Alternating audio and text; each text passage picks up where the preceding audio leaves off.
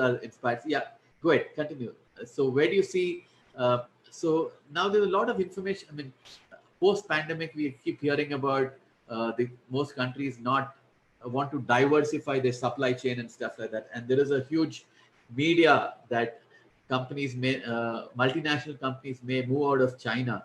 Okay, and so do you see that trend happening? And if so, which are the kind of countries which are likely to benefit from this movement from China? Do you have Right. any thoughts on that? Yeah, sure. I mean, I've been following this news actually, okay, and I think it's putting all eggs in one basket for whatever reason is not right from the risk management point of view, right? Brilliant. We understand that I mean, executives, investors in Wall Street, actually they love to stay in China, to be honest, because the cost structure and the China government has provided, you know, very good infrastructure for everyone to manufacture their products there. Right. That's the fact, right? But we don't want to see things repeating again, right? We don't want to see these situations happen again where the raw material for the drugs and medicines mainly produced there, and then we can't produce our medicines right now because we're stuck with the supply chain, right? Correct. So I think we need to diversify in the expense of the product costs or product expenses, right? Um, because of the volume that the China can produce is very huge, I and can then imagine. right, so the fixed cost is very minimum there. No, Right.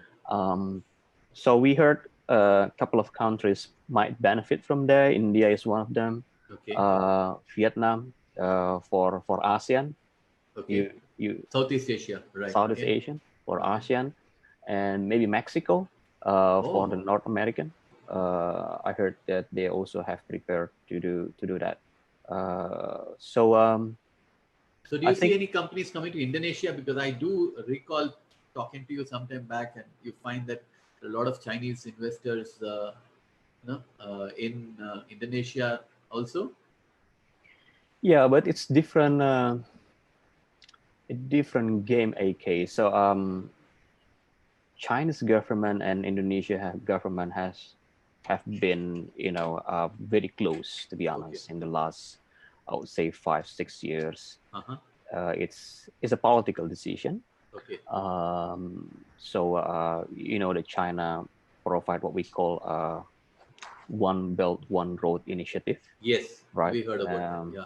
It's a Silk Road in your language sutra, right? Correct. Correct. No, but the Silk Road, it's a very good concept. If you can probably educate some of the viewers. So I believe that's kind of creating a Silk Route from one part of the world to the another part of the world, right? Can you elaborate on that? Well, I'm not part of China government, so but okay. So yes, as Asian director for NPA, I needed to learn about it.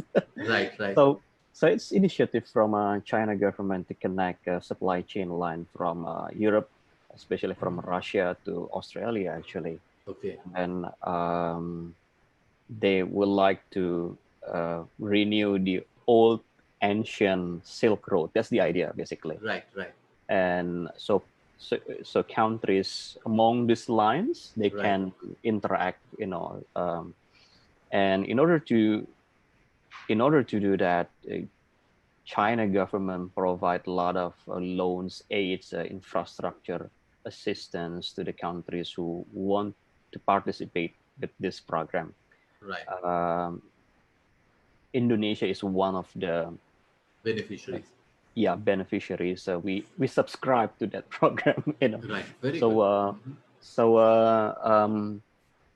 so we took a lot of loan from China government to build our infrastructures.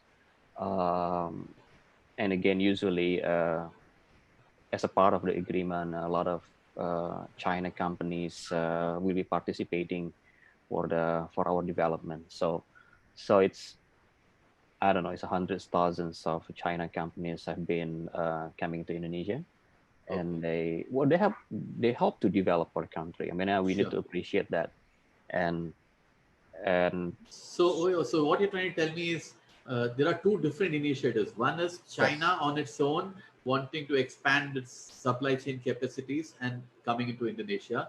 And the recent trend which you are seeing is other multinational companies wanting to reduce their dependence on China and therefore going to the other countries. Okay. right. So some of our ASEAN countries, Southeast Asian nations, can benefit from either of those initiatives.